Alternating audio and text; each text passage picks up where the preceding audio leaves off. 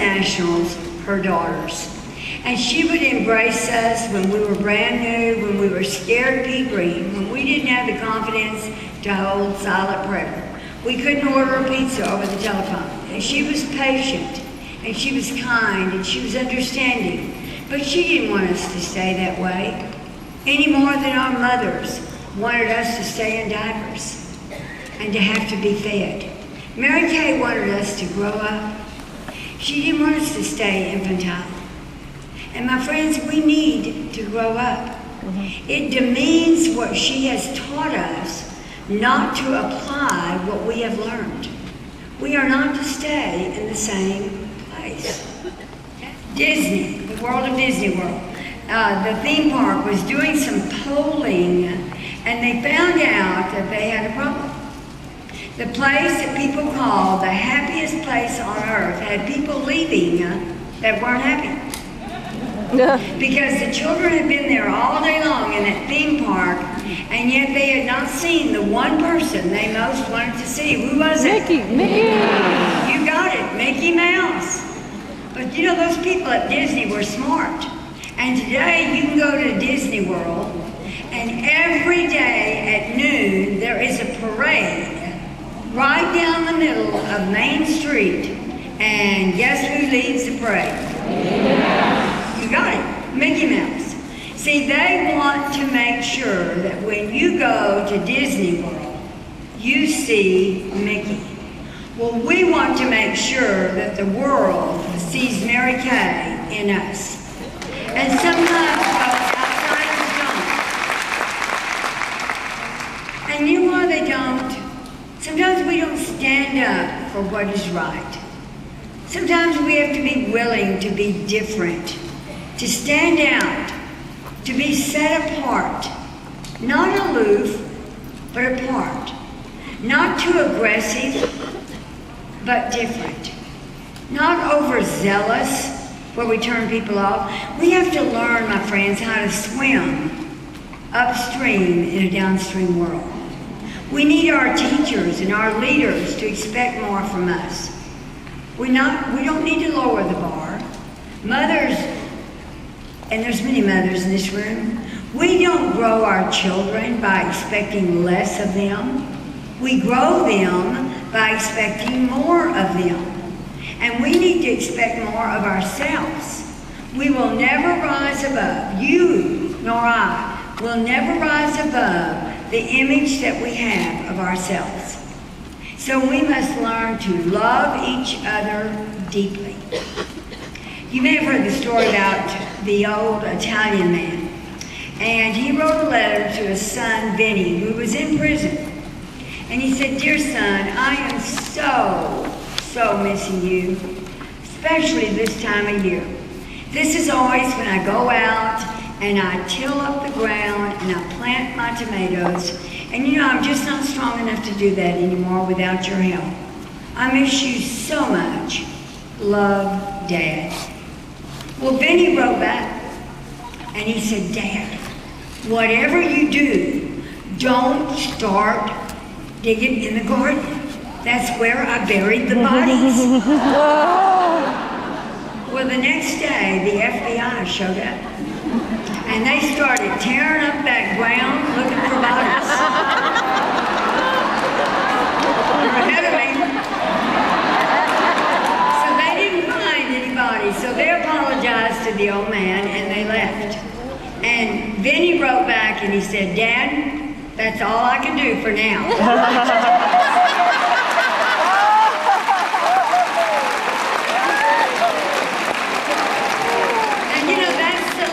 Has a moral to it. There is absolutely no circumstances that excuse us from loving and respecting our peers, our elders, our parents, and our staff. We need to love one another when we live under authority. We're not only going to love folks, we need to serve.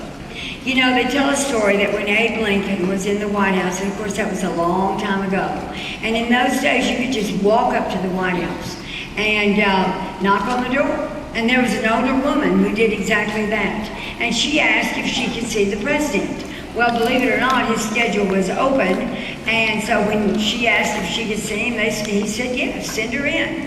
And so she walked into the Oval Office, and he said, "Madam, what can I do for you?" And she said, "Nothing. I heard that you like a particular kind of cookie, and I just made a whole batch of them for you, and I wanted to bring them to you." Now, you know, folks, that's sweet, but historians say that Abe Lincoln got misty-eyed, and he said, "Madam, you are the only person who has ever walked into this office to see me that did not want something from me." See, my friends, it's so important that being kind to one another, whether it's our family, whether it's our friends, whether it's dignitaries in the workplace.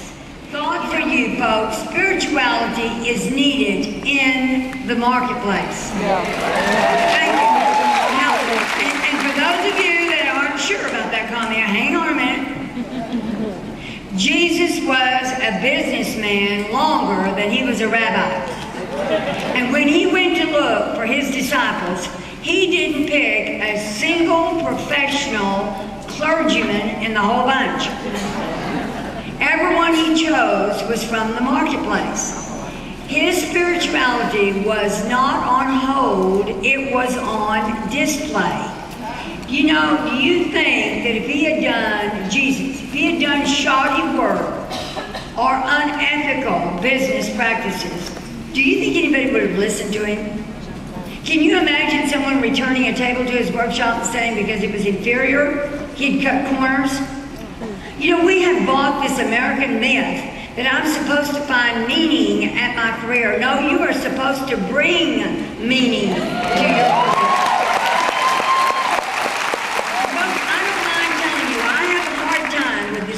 That you shouldn't mix work with religion. Excuse me? A spirit-filled person, and I don't care what your faith, I don't care what your religion, you cannot do it any other way. And neither did Mary Kay. She lived an integrated life. She really did. That's why we've always called it a way of life. And this is important, folks, because Mary Kay people, you are not the future of Mary Kay. You are the Mary Kay of today. We need to remember that organization is not easy. It's not easy for corporate to keep you and I happy out in the field working. It's not easy for us as nationals to keep you working. It's not easy for you to keep your teams going. But you know what, my friends? We're not looking for easy. That which is easy or costs me little is seldom of very much value. You know, we all want to hear, "Well done," in this life, and more importantly, in the next life. And that makes me want to tell you one more story, just one more. Many of you know the name of Billy Graham, and he did the funeral for his wife, Ruth, who passed away about a year ago after 50 years of marriage and ministry work together. And a couple of years ago, Franklin Graham, who is their fourth son, was in the Angola prison in Louisiana, and he was there to preach the gospel.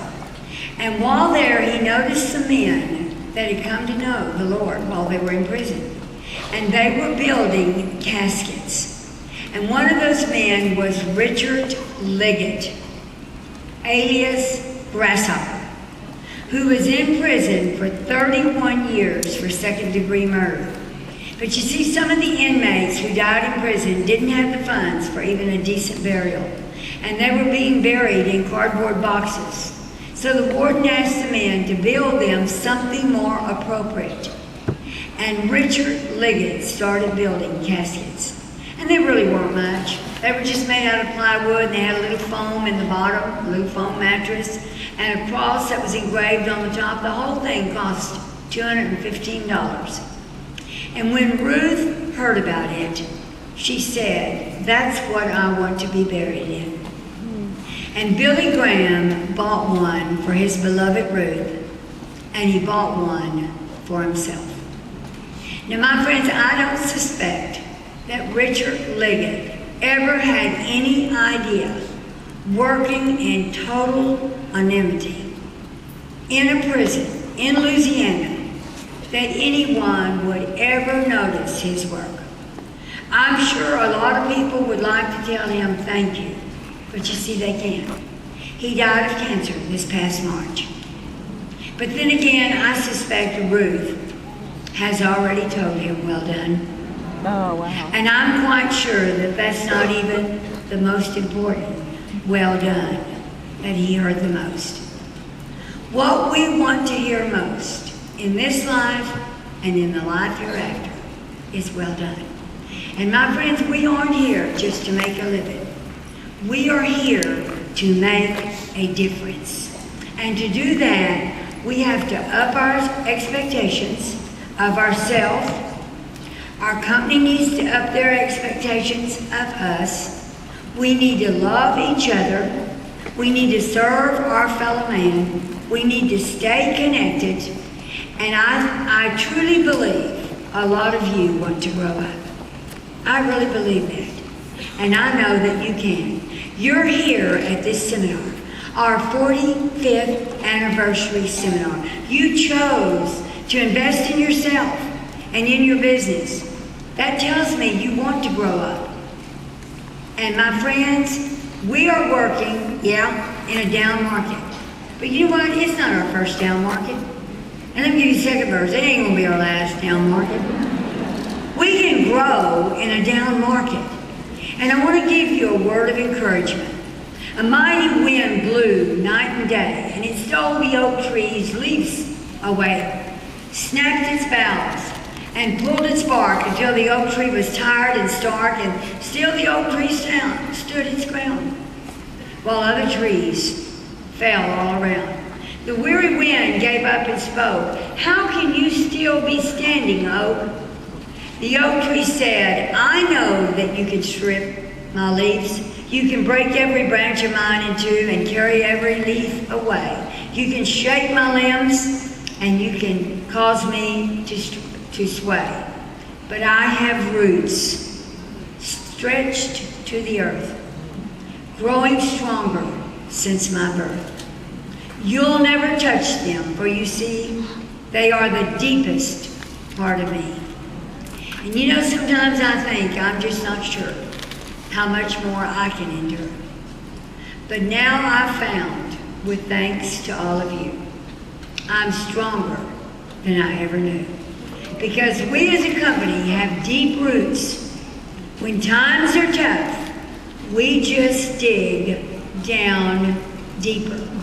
And sometimes, like that little bird, folks, that in the good times and the lush, when the ground is soft, crawls to the top, the worm does. That birdie can swoop down and get him and have his breakfast. It's easy. But when the ground dries up and it cracks open, that little worm digs deep to find moisture. The birdie still has to have breakfast. And he has to dig a little deeper and a little longer and a little harder to get the same results.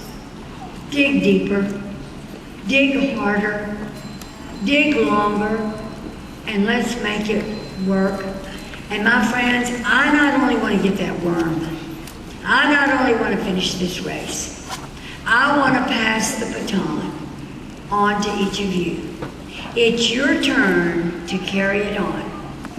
And you just need to know I love you with all my heart, soul, and gizzard. God bless.